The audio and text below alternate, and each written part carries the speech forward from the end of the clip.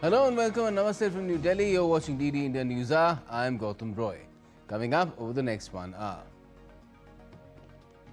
India's drive for self-reliance gets another shot in the arm. Prime Minister Narendra Modi launches fully indigenous 4G stack in Odisha with 97,500 mobile towers. Fresh unidentified drone sightings reported close to key military installations in Denmark overnight. The police also says they're probing possible drone sightings near a central Norway air base. Iran recalls its UK, Germany and France envoys as UN sanctions against Tehran are set to be reimposed tonight after a Russian and Chinese Security Council resolution to delay them failed. And hosts India open their account at World Parathletic Championships as Shailesh Kumar bags gold, Varun Bharti clinches bronze and Deepthi Jeevanji wins silver.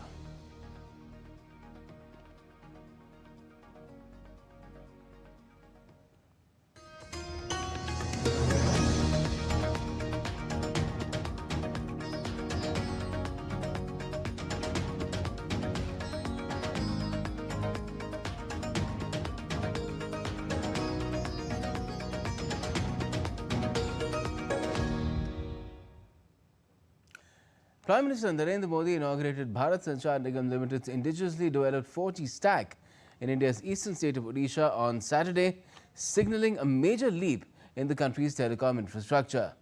The launch, which comes at a time when BSNL is celebrating its silver jubilee, marks India's entry into an exclusive group of nations which includes Denmark, Sweden, South Korea and China. These are the nations that produce their own telecom equipment. Take a look.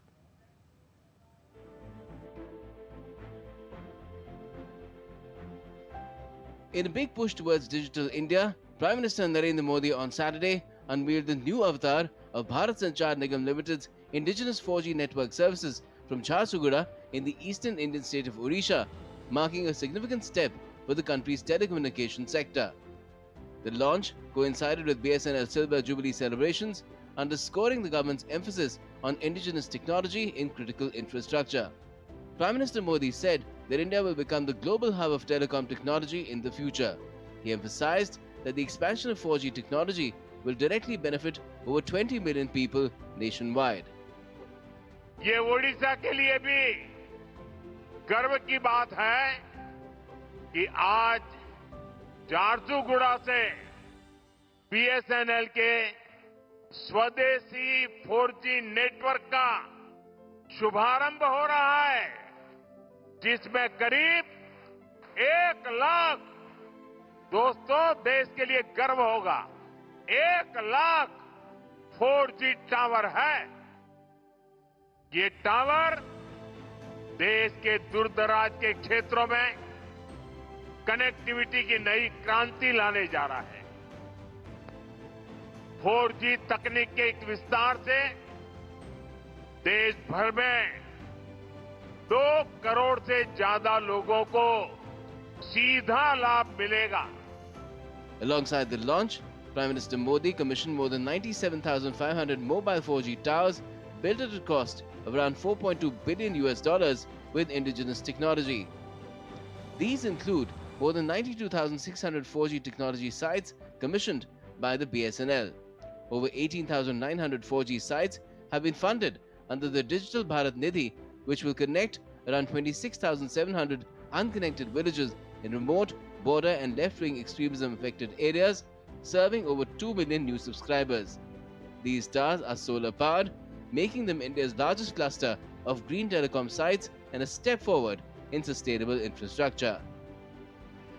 The PM reaffirmed the government's resolve to achieve self-reliance in every domain from chips to ships, emphasizing that a skilled youth and a robust research ecosystem are essential for building an Atmanirbhar Bharat or self-reliant India.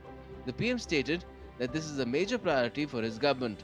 He further highlighted that Indian companies have now positioned the nation among the select 5 countries in the world which possess completely indigenous technology to launch 4G services. हर देशवासी चाहता है कि अब हमारा देश किसी पर निर्भर नहीं रहना चाहिए।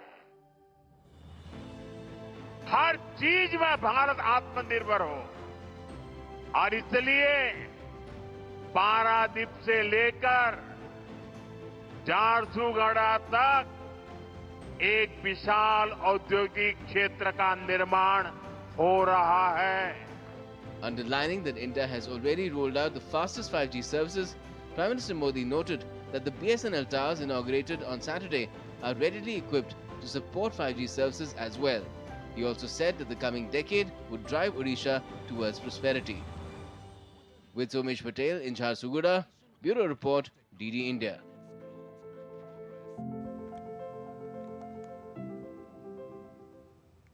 So another reason for the nation to hold its head high. Let's talk more about this tremendous feat. We have Dr. Neeraj Mittal with us. He's India's Telecom Secretary and Chairperson Digital Communications Commission.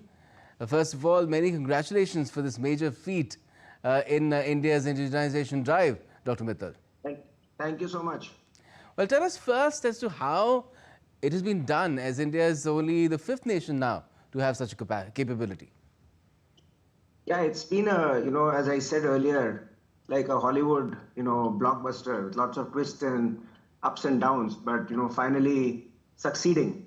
And it has been a great, collaborative effort between public sector, private innovators, and academia. If you look at the companies involved, there's a CDOT, which is the state-owned public sector undertaking, and then, you have TCS as the system integrator, ITI, who produced 20% of the hardware, and Tejas Networks. And all these, young engineers, youth, energy, which demonstrated strategic intent and execution capacity to develop this infrastructure.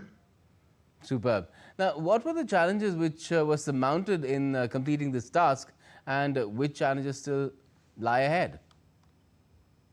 You see, the other countries which you listed out in the previous part, all these had decades of, experience in developing 2G, 3G. India did a greenfield, 4G development, and that too only in roughly 3 years. So, this is a significant speed upgrade in development of technology. The second was that India is known as a services nation and, a software power. But we also demonstrated that we can develop hardware as well, the radio network. So now the challenge is to really roll out the 5G capability and, be ready for the 6G. Right. Now, is it also in keeping with or does it even advance India's sustainable development goals too? Of course, I mean, connectivity is one of a key enabler of any SDG which you can think of. And the Honorable Prime Minister actually today connected 26,000 villages which were not connected at all. So connecting 2 million households to digital access, opportunities, employment, etc. And if you look at SDG 9, 10 and 13, all of them are connected to connectivity. Therefore, all the SDGs are enabled by it. Plus, these towers are solar, so that also adds to the sustainability factor. Yes, it is one of the largest green tower network. Okay, wonderful. Now, how significant is this achievement, not just in terms of India's self-reliance goals and becoming a developed nation by 2047, but also for its economic and national security? Telecom is an enabler. It is a horizontal. It enables all sectors of economy, and it has direct causality to increasing the GDP. It is also a security imperative, and it fuels jobs, entrepreneurship, markets, commerce, and therefore we are really critically dependent on domestic telecom infrastructure. If we have to become a developed nation by 2047, we need to have our own telecom full indigenous capability. Okay. And how scalable and upgradable is this capability? Because we already have 5G network now, which is almost nationwide, and we're looking to go 6G as well, not too far down the line. Well, actually, 6G is going to be most likely somewhere around 2030. and we are, the Honorable Prime Minister launched the Bharat 6G Alliance for that. The current architecture is modular, interoperable, and also aligned to the standards of ITU and 3GPP. So we are really all set because the government is spending a lot of money. We have the TTDF fund, which has funded roughly 111 6G projects. And therefore, we are going to seamlessly move to that. Okay. And what kind of message does this achievement really send out to the world, not just in terms of what India can export, but also what India can deliver? See, India is not just a market. It's a maker, it's a global partner, it's a trusted partner. And I think these are critical in the current geopolitical scenario. We can deliver world-class infrastructure at scale. You can think of UPI, you can think of the current 4G launch. All of them are in billions. I mean, whatever we do is a Guinness scale achievement. So we also help export and share these technologies. So as the Prime Minister says, we are a technology Vishwaguru as well. Great. Sounds great, Dr. Mittal, and wish you all the more success in the endeavors that are supposed to be rolled out in the near future. We all look forward to 6G as well. You said 2030, but something gives me a feeling it could be sooner. Thanks a lot for joining us. Now, Prime Minister Modi, during his visit to Jharsuguda in Odisha, inaugurated multiple development projects worth over 50,000 crore Indian rupees in various sectors, including railways, higher education, healthcare, skill development and rural housing.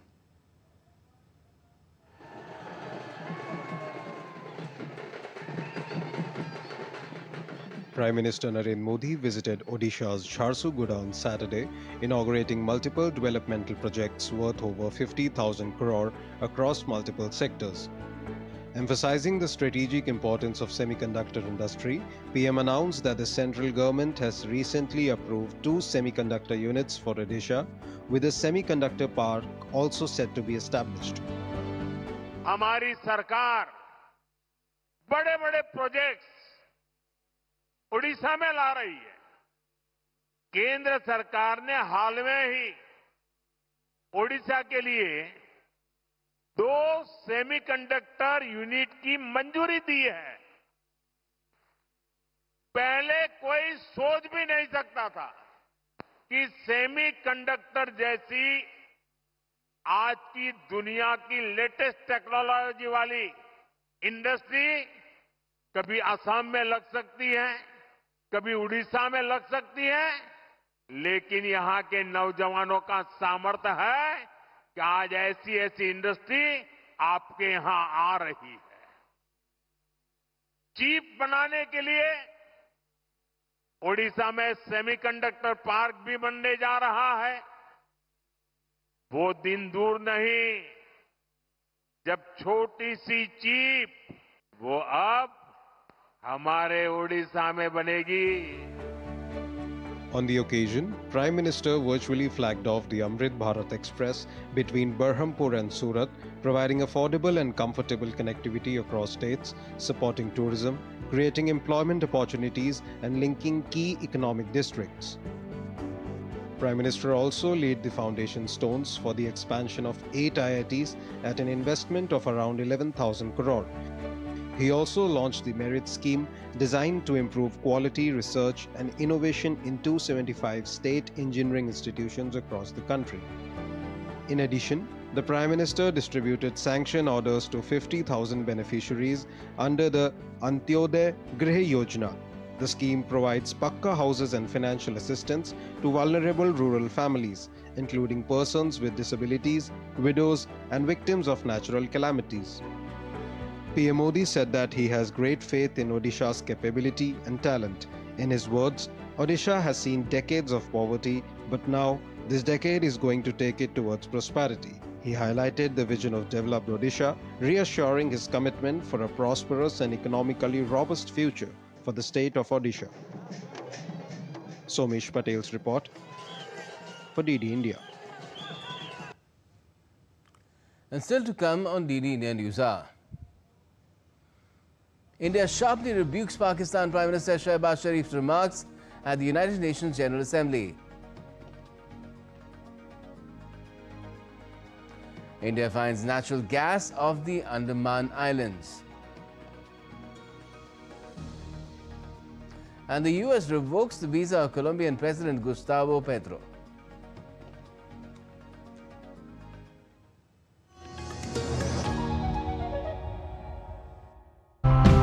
In today's episode, let's take a look at how people are trying to live and survive with these complex emerging challenges. Floodwaters submerge their shelters, snakes move to higher ground, which often means closer to people's homes. When a Sarpa support member rescues a snake, it truly means that the snake is rescued, not captured or injured. When the flowing water becomes muddy and full of sand, it's a sign that there has been heavy rain in the hills and a flood may be on its way. We need a lot of bamboo to make a changhar, from making the pillars, walls, the raised platform to a false ceiling. The main problem is the climate crisis. We've just had a few very wet months, but nature needs all that rain. What we need to secure groundwater capacity is rain in the fall and winter.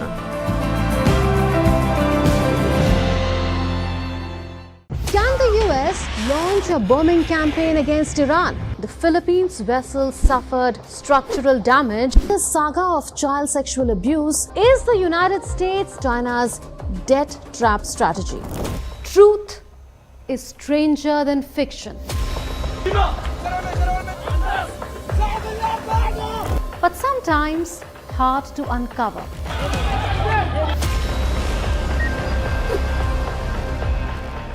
Trust us to tell the truth, unadulterated and pure, of every story that matters to you.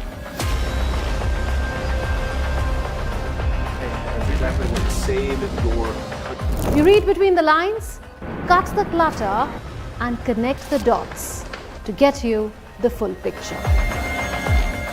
Watch Connecting the Dots at these times with me, only on DD India.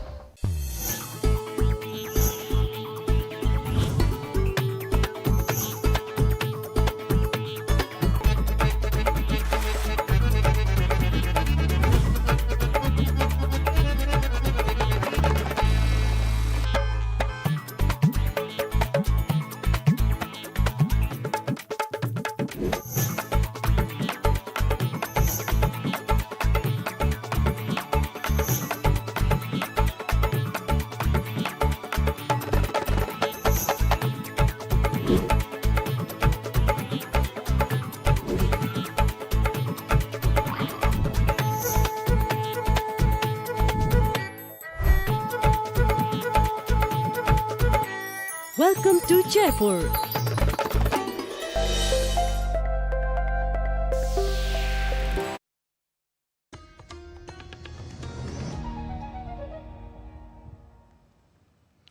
Welcome back. You're watching DD India NewsHour. I'm Gautam Roy.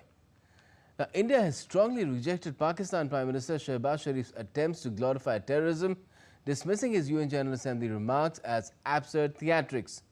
In a heated response at the UN General Assembly, India's diplomat Petal Gehlot reaffirmed the nation's long-standing position in dealing with Pakistan while recalling Islamabad's plea for a ceasefire during Operation Sindoor. India and Pakistan have long agreed that any outstanding issue between them will be addressed bilaterally. There is no room for any third party in that regard. This is our long-standing national position. In a heated exchange at the UN General Assembly, India's diplomat Petal Gehlot reaffirmed India's long-standing position in dealing with Pakistan. Hours after Sharif's fabricated account of the recent conflict, India exercised its right of reply. Indian diplomat slammed Pakistan Prime Minister Shehbaz Sharif for his remarks on Kashmir and the Indus Waters Treaty, accusing Islamabad of glorifying terrorism and engaging in absurd theatrics. This assembly witnessed absurd theatrics in the morning from the Prime Minister of Pakistan, who once again glorified terrorism that is so central to their foreign policy. A country long steeped in the tradition of deploying and exporting terrorism has no shame in advancing the most ludicrous narratives to that end. Let us recall that it sheltered Osama bin Laden for a decade, even while pretending to partner in the war against terrorism. Its ministers have just recently acknowledged that they have been operating terrorist camps for decades. It should come as no surprise that once again this duplicity continues, this time at the level of its Prime Minister. India exposed Sharif's falsehoods and challenged Pakistan to hand over terrorists if it is serious about fighting terrorism. The Indian envoy stressed zero tolerance for terrorism and rejected nuclear blackmailing. The intervening event was the destruction caused to multiple Pakistani air bases by Indian forces. The pictures of that damage are, of course, publicly accessible. If destroyed runways and burnt out hangars look like victory, as the Prime Minister claimed, Pakistan is welcome to enjoy it. India reminded the world of Pakistan's history of sheltering terrorists, including Osama bin Laden, and exposed Pakistan's doublespeak on the front of terror. Bureau Report, DD India. And External Affairs Minister Dr. S. Jaishankar convened a high-level meeting of BRICS foreign ministers in New York on Friday, using the platform to underscore the bloc's crucial role in promoting multilateralism and advancing constructive global engagement at a time of international uncertainty. They also made a strong pitch for the comprehensive reform of the United Nations, especially the Security Council, reiterating support for the aspirations of India and Brazil to assume a larger role. Addressing the meeting, Dr. Jaishankar said, and I quote, "When multilateralism is under stress, BRICS has stood firm as a strong voice of reason and constructive change," end quote. The minister underlined that BRICS must reinforce peace building, dialogue, diplomacy and adherence to the international law, particularly at a time when multilateralism is under stress. Calling for institutional reforms, India's External Affairs Minister said, and I quote again, "BRICS must amplify its collective call for a comprehensive reform of the principal organs of the United Nations, especially the UN Security Council," end quote. On the economic front, Dr. Jaishankar warned against protectionist trends. Also, in a significant political endorsement, the minister has extended full support to India's upcoming BRICS chairship in 2026, when it will host the next BRICS summit. The BRICS foreign ministers also expressed strong condemnation of any acts of terrorism as criminal and unjustifiable, regardless of their motivation, whenever and wherever and by whomsoever it's committed. The leaders condemned in the strongest terms the terrorist attack in Jammu and Kashmir on the 22nd of April earlier this year. They reaffirmed their commitment to combating terrorism in all its forms and manifestations, including the cross-border movement of terrorists, terrorism financing and safe havens. The leaders urged to ensure zero tolerance for terrorism and reject double standards in countering the menace. And the External Affairs Minister will be addressing the UNGA as well shortly from now, and we'll get you live inputs of that as and when it happens. Moving on for the time being, Union Petroleum Minister Hardeep Singh Puri has announced that natural gas has been discovered in the Andaman Basin, confirming the long-held belief that the Andaman Sea is rich in natural gas and other hydrocarbons. Puri informed that Oil India has found natural gas in the Sri Vijayapuram 2 well at a distance of 9.2 nautical miles from the shoreline on the east coast of the Andaman Islands. The gas samples were tested and found to be 87% methane.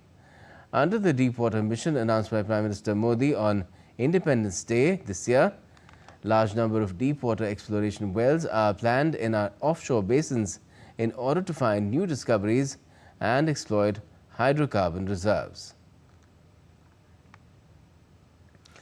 Palestine Ambassador to India, Abdullah Abu Shawesh, has praised the Indian government led by Prime Minister Modi and India's Foreign Ministry for helping the Palestinian people. Abu Shawesh said Prime Minister Modi is doing a great job and we won't interfere in India's bilateral relations with any other country. India, under the chairmanship of the current Prime Minister, His Excellency Narendra Modi, is doing also great job to the Palestinian people. India is building right now more than one project. One of them is $1 million project, which is a hospital. India, under the chairmanship of the current Prime Minister, is also supporting the UNRWA. We are fully satisfied, and if there is something that we feel we want to discuss it with the Indian government, I can assure you all The Indian Ministry of Foreign Affairs is 24-hour open to us as Palestinians, and we used to discuss with a full transparency with Indian government all the matters, the related matter between Palestine and India. United Nations sanctions on Iran are set to snap back after a Russian and Chinese push to delay the move collapsed at the Security Council. As Tehran braces for a return of the restrictions, its leaders are striking a defiant note.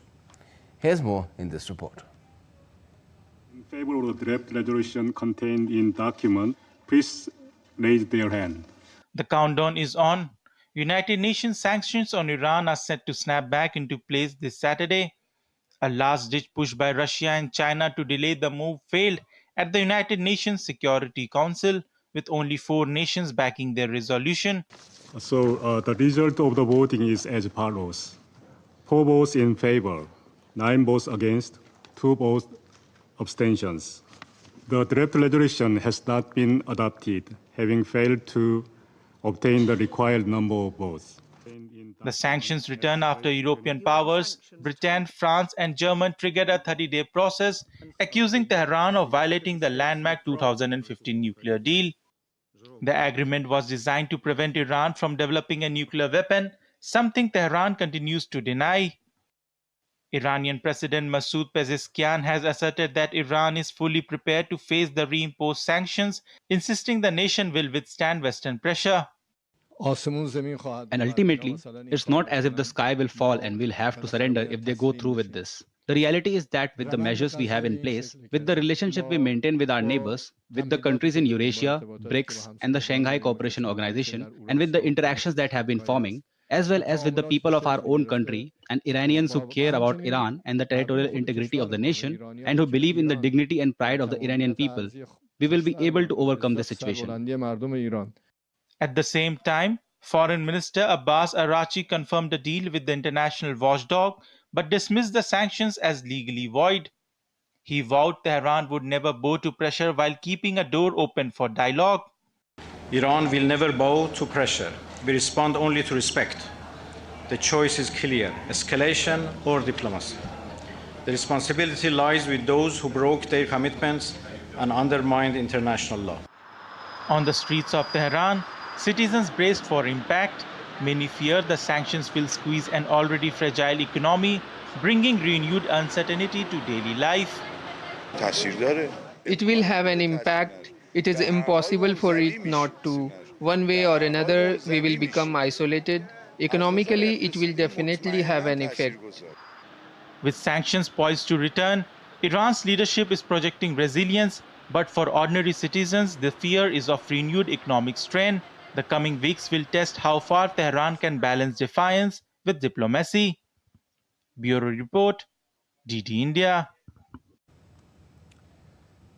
So another issue that is cropping up, worsening a particular crisis which has been, of course, hanging fire for a long time. We have former senior diplomat J.S. Mukul to talk about it. Good evening to you, Ambassador Mukul. What do you make of this move, piling up further pressure on Iran and making matters clearly worse for perhaps the Iranian people? The US already has unilateral sanctions against it, but now UN-level sanctions will snap back. What sort of an impact do you foresee will that have? Good evening. Yes, I think it's a setback in the whole process of trying to get some agreement after the JCPOA has been in limbo because it was abrogated in Trump 2.0. Then there were negotiations, as you know, going on. But during the middle of the negotiation, the U.S. bombing of the nuclear sites took place, and therefore it has completely disrupted trust between the two sides. Now, you rightly pointed out that the U.S. unilateral sanctions have been enforced, but the UN sanctions snapping back will definitely have a number of impacts. First, it'll harden positions on both sides. As we have already seen the Iranian reaction, they have said that they will not bow to pressure. I think no self-respecting country would do that. At the same time, it would have an economic impact on Tehran and on Iran and the Iranian people, because that will create economic difficulties for them. Further economic difficulties, they already are facing a lot of challenges, so that is there. In terms of India, I read a news report saying that we have sent our consignment through Chabahar to the humanitarian assistance that we provide to the Afghan people in the aftermath of the devastating earthquake that took place. So I think that one consignment has been sent in order to beat the sanctions which will come into play on Saturday the 29th. So yes, there will be all-round impact. I think the full ramifications will be apparent when the sanctions kick in. But that is something that we can presume. One, to summarize, it was also interesting, I think, to note in this context that Russia and China tried to push back, but they were not successful in the UN Security Council. But I think to summarize the impact, one, it would further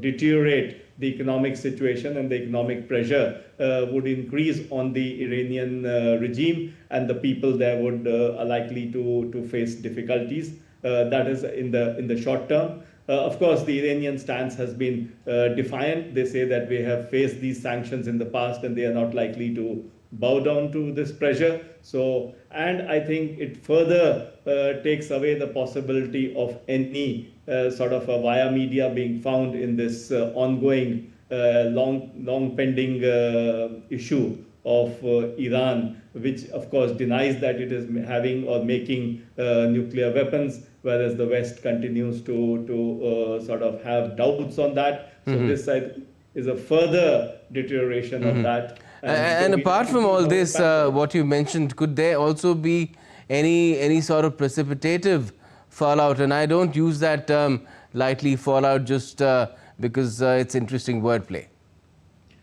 No, I mean, obviously the sanctions when they kick in, they will have ramifications, as I said, first, but primarily on Iran, because really the economy there is in a very bad shape. And that is, I think, the objective of the Western powers, to further put pressure on the regime. But personally, I don't see that working. It has not worked fully in the past. Yes, they do create problems for the people, but I don't see that. In terms of any precipitative action, I don't think immediately we would expect anything. But as I said, the most important impact of that is a further widening of the rift between Iran and these interlocutors. I must also say that the Iranians find themselves in a difficult position, because on one side, when they were negotiating for a new JCPOA, those negotiations, while they were actually going on, were interrupted by the American bombing, which normally should not happen, because when you are in the midst of a negotiations, you expect that at least you wait till they fructify or they break down. But this happened in the middle, so complete breakdown of trust on both sides, and now this added sanctions. So yes, I do see a further distancing from any possible solution in the near future. Well, we have to recall for everyone's benefit that the American attack only followed what the Israelis had done, and Israel still remains a very unpredictable factor in all this.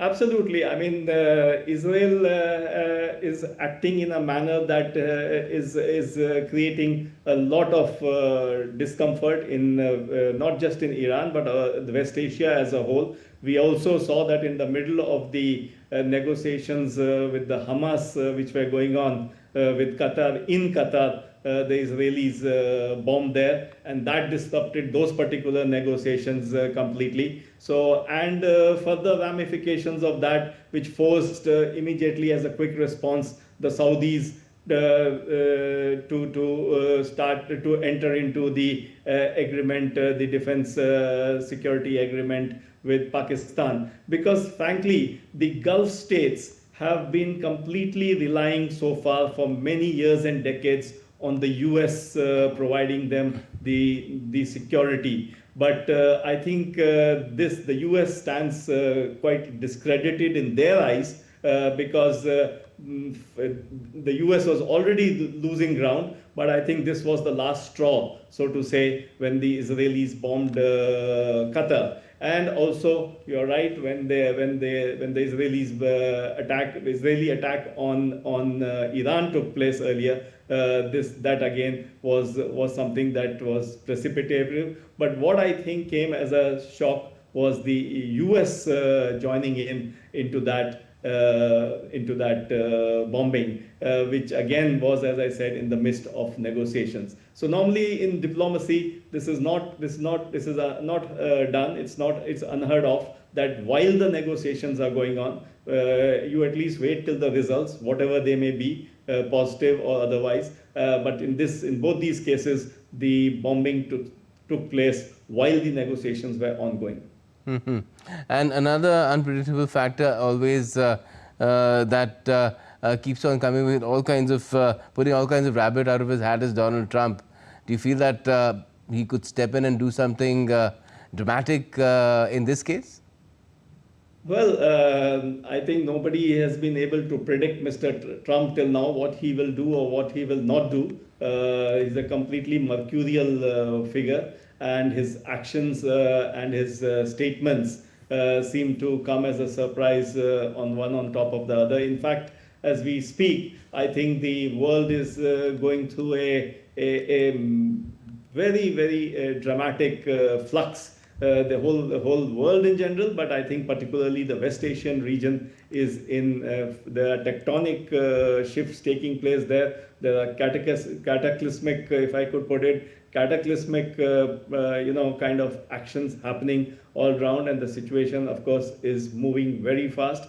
Thanks again to the complete carte blanche which the United States seems to have granted to Israel in the region. So much so that even some of Israel's major allies in the West, like UK, Germany, France, and so many others, have been now sort of persuaded to recognize Palestine as a state. And I think that is again, so number of developments because of the Israeli actions, the Saudi Park deal I pointed out, and now the recognition by some of these very important countries, including permanent members of the UN Security Council like UK and France, and many other NATO and Western allies of Israel, who have recognized Palestine as a state. So I think, yes, some of these actions may be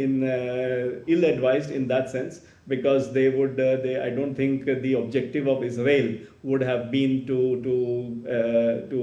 make this happen. But that is the way it has turned out. So we will see. But also at the UN General Assembly, we heard Prime Minister Netanyahu again very, very strong and very sort of no sense of aggressive in his attitude. So I think again a hardening of positions on all sides. Right. So that is something that is, I think, does not sort of bode well for peace in the region again, at least in the short run. Okay. Well, let's leave it at there, and let's hope that things don't deteriorate any further. We don't want another conflict to begin in the region. There's always a lot of debate over whether Iran can really sustain any sort of a conflict with either Israel or any of the Western nations. But we've seen how indirectly assets of the US have been targeted in the past, and that might be one of the responses that Iran could resort to. But let's hope that doesn't happen. Thanks a lot for joining us for the time being. Thank you. Now, unidentified drones flew over Danish military sites, including its biggest airbase overnight, following a slew of earlier sightings that Copenhagen has termed as a hybrid attack, hinting at possible Russian involvement. Neighboring Norway was also investigating possible sightings of drones early Saturday near its biggest military base, Åland, where its F-35 fighter jets are stationed. Danish police said one of two drones were observed Friday around 8:15 p.m. that's 18:15 GMT, near and over the Karup military base, the country's biggest base, which houses all of the armed forces helicopters, airspace surveillance, flight school and support functions. Karup is also home to parts of the Defence Command. Russia on Saturday, though, rejected the EU's plan to strengthen its defences against drones by saying that it would only escalate tensions. Defence ministers from around 10 EU countries had agreed to make a drone wall a priority for the bloc after some member states were disturbed by Russia's alleged airspace violations in recent weeks. However, Russian Foreign Ministry said that such measures would lead to increased military and political tensions in the continent. German Interior Minister Alexander Dobrindt warned on Saturday that the drone threat is high and the country will take defensive measures. Following disruptions in Denmark and investigations in Germany, he announced plans to revise aviation security laws to allow the military to shoot down drones. On the one hand, I will set up a drone defense center that will ensure that the competences of the federal and state governments, the federal police, the federal criminal police office and the state police are connected. Financial resources are pooled, technological know-how is brought together and new research projects are initiated. Es geht Aufspüren der Drohnen. It's about detecting drones. It's about intercepting drones. It's also about shooting down drones. These are the basics we are talking about when we reposition ourselves for drone defense. It's an urgently needed project that is already underway. The US has revoked Colombian President Gustavo Petro's visa because he urged US soldiers, and that's the charge against him, he urged US soldiers to disobey orders and incite violence in New York on Friday. In his speech to the global gathering on Tuesday, Petro also hit out at Donald Trump, saying the US leader was complicit in genocide in Gaza and called for criminal proceedings over US missile attacks on suspected drug-running boats in Caribbean waters. Petro's social media profile on Friday showed he had reposted several video clips of himself speaking at a gathering of pro-Palestinian protesters in New York. The Colombian leader, a vocal opponent of Israel's conflict in Gaza, has suspended exports of coal to Israel. The US Supreme Court has allowed the Trump administration to freeze for now more than $4 billion worth in foreign assistance appropriated by Congress. The conservative-dominated court said upholding the president's authority to conduct foreign affairs appears to outweigh the potential harm faced by intended recipients of the aid money. The court said its emergency order was not a final determination on the merits of the case, but allows for a temporary freeze on disbursement of the funds while the case continues in lower courts. President Trump, since taking office in January, has sought to exert greater control over federal spending. Liberal justices said that the effect of the decision is to allow the executive to cease obligating $4 billion in funds that the Congress appropriated for foreign aid and that will now never reach its intended recipients.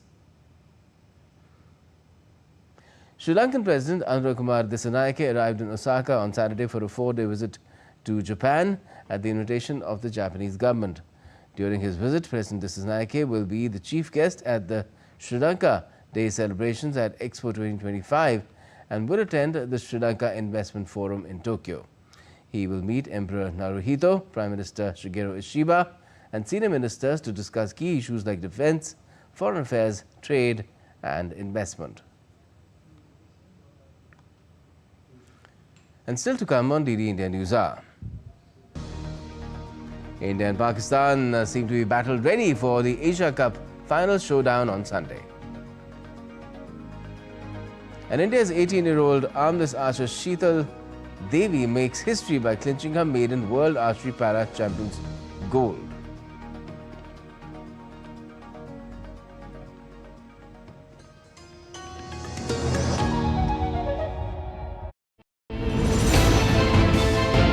Geopolitics and trade deals. Economic challenges amid development. Hard work and the path to prosperity. It's the economy, always. Between walkers, money is what money does and says. Supply creates its own demand. Between the bulls pulls and bears tears. When supply chains globalization and India rises to the podium.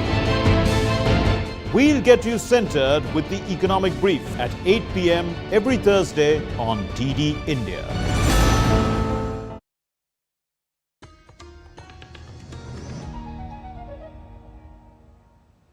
Welcome back. You're watching DD India NewsHour. I'm Gautam Roy. The UNESCO has recognized India's Cold Desert Biosphere Reserve in Himachal Pradesh as part of its world network of biosphere reserves, spread across 7,770 square kilometers. This is India's first high-altitude cold desert reserve. DD India's Tapas Bhattacharya with this report. UNESCO has officially designated India's Cold Desert Biosphere Reserve as a part of its prestigious World Network of Biosphere Reserves. Announced during the 5th World Congress in Hangzhou, China, this marks India's 13th UNESCO Biosphere Reserve, joining a global network of 785 sites. Spanning nearly 7,800 square kilometers at altitudes between 3,300 and 6,600 meters, the Cold Desert Biosphere is India's first high-altitude cold desert reserve and among the coldest, driest ecosystems in UNESCO's network. On behalf of UNESCO, to congratulate India on the designation of its newest biosphere reserve, the Cold Desert Biosphere Reserve. This designation was announced at the International Coordination Council of the Man and Biosphere Program during the 5th World Congress of Biosphere Reserves in Hangzhou, China. So with this designation, India now has 13 biosphere reserves in the UNESCO World Network of Biosphere Reserves. This unique ecosystem harbors 732 plant species, many endemic to the Himalayas, and iconic wildlife such as snow leopard, Himalayan ibex, blue sheep, Himalayan wolf, and the golden eagle. This remarkable reserve includes some of the region's most ecologically significant sites, such as the Pin Valley National Park and its surroundings, which include Chandratal, Sarchu, and Kibera wildlife sanctuaries, which are all home to rare wildlife and dramatic landscapes. The region is also home to around 12,000 people who live in scattered villages. Their centuries-old tradition of yak and goat herding, barley and pea farming, Tibetan medicine, Buddhist monastic practices sustain both culture and ecology, while community councils safeguard fragile resources. With this designation, India's natural heritage takes another proud step onto the world stage. Tapas Bhattacharya's report for DD India. And as I mentioned earlier, India's External Affairs Minister Dr. S. Jaishankar will be addressing the 80th session of the United Nations General Assembly in New York very soon, just a few minutes from now, stepping in as India's primary speaker at the high-level general debate. The External Affairs Minister will speak under the theme Better Together, 80 years and more for peace, development and human rights. The UNGA's 80th session comes at a time when the world faces conflicts, climate crises and economic instability. Since arriving in New York, Dr. Jaishankar has held several multilateral and bilateral meetings on the sidelines of the event.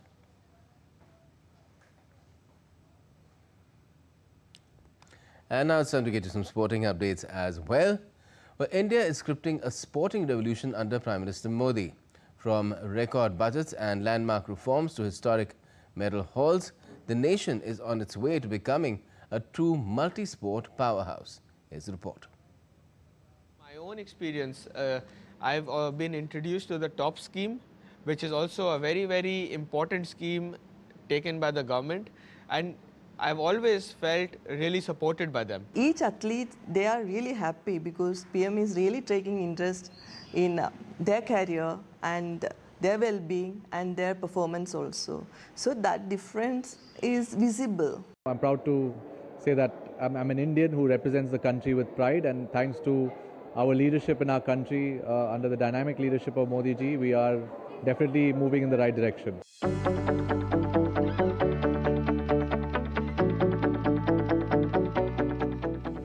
India is leaving no stone unturned to boost sports and encourage the sportsperson to bring laurels for the nation. Under the leadership of Prime Minister Narendra Modi, achieving excellence in sports has become a national mission.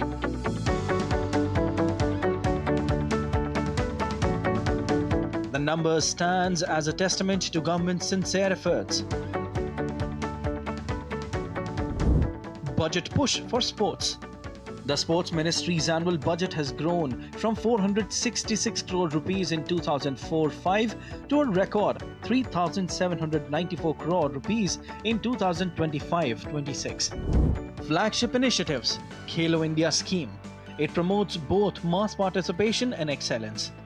It includes annual events like the Khelo India Youth Games, Khelo India University Games, Khelo India Para Games and Khelo India Winter Games. Target Olympic Podium Scheme provides financial and training support to elite athletes. Fit India Movement 2019 promotes active lifestyles and healthy habits across the nation. Record performances. The results are there for all to see. India's medal tally jumped from 2 in Rio 2016 to 7 in Tokyo 2020 and 6 in Paris 2024. At the Asian Games, India created history with 107 medals at Hangzhou 2023. From Neeraj Chopra's golden arm to double gold in Chess Olympiad 2024 and the Thomas Cup victory in badminton, India is becoming a multi-sport nation. Major sports reforms in 2025. Sports Governance Bill passed in both Houses of Parliament to ensure transparency, accountability and professionalism in sports administration. National Sports Policy 2025 approved by Union Cabinet to reshape India's sporting landscape and empower citizens through sport. Global engagements and diplomacy. India has also positioned itself as a hub for global sports diplomacy, hosting the IOC session in Mumbai 2023, the Chess Olympiad in Chennai 2022, MotoGP Bharat 2023 and the FIFA Under-17 Women's World Cup in Bhubaneswar 2022. Future aspirations. India is bidding for the 2030 Commonwealth Games and aims to host the Olympics in 2036. Emotional connect. But beyond policy and numbers, athletes say what matters most is the Prime Minister's personal touch. His meetings, his words of encouragement, and his recognition of their achievements have made him a true mentor of Indian sport. From being a cricket-obsessed country, India is now on its way to becoming a global sporting powerhouse.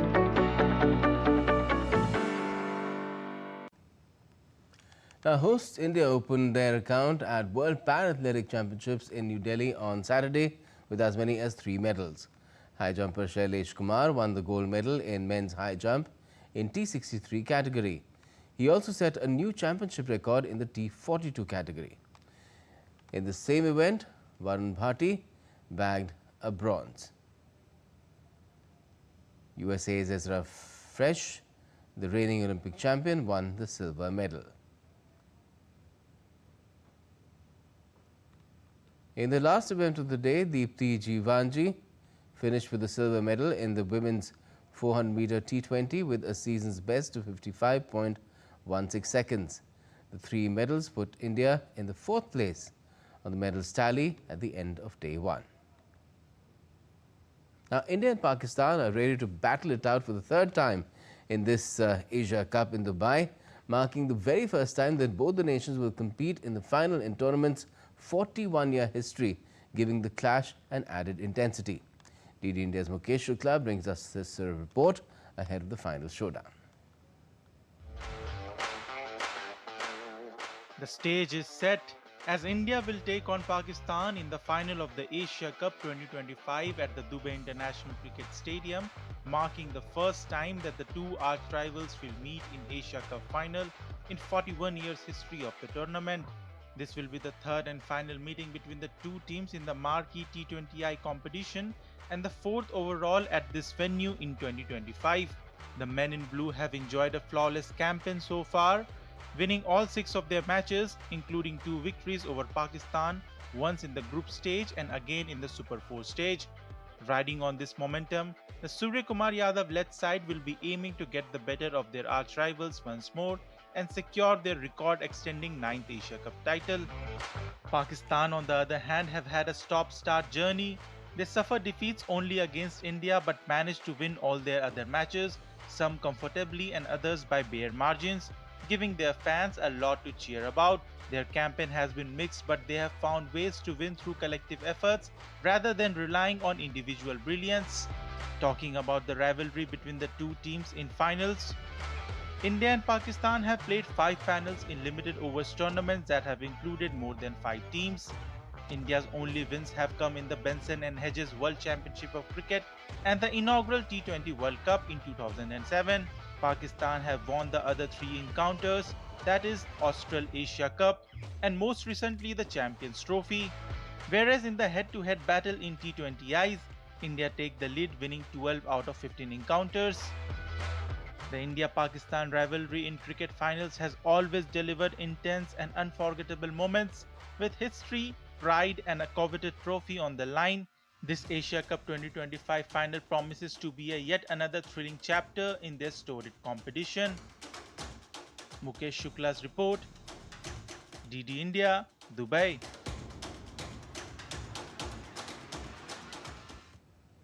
"18-year-old Indian armless archer Sheetal Devi scripted history by clinching her maiden World Archery Para Championships gold medal in Gwangju, South Korea on Saturday. Sheetal defeated Turkey's world number 1 Oznur Jure 146-143 to bag the women's compound individual category gold. Sheetal, the only armless archer in the competition, shoots using her feet and chin, and this was her 3rd medal of the championships. She had earlier won a mixed team bronze in the compound event with Toman Kumar. And that's all we have for this edition of DD India NewsHour. But let us know your thoughts on the news of the day. And for those on the go, you can get all the latest news and updates from India and across the world on DD India's mobile app. It's available on both Android and iOS. Just scan the QR code on the screen to download the app right away. And we'll be back with more news as it breaks here on DD India. I'm Gautam Roy. And from all of us here in Delhi, thanks for watching DD India NewsHour.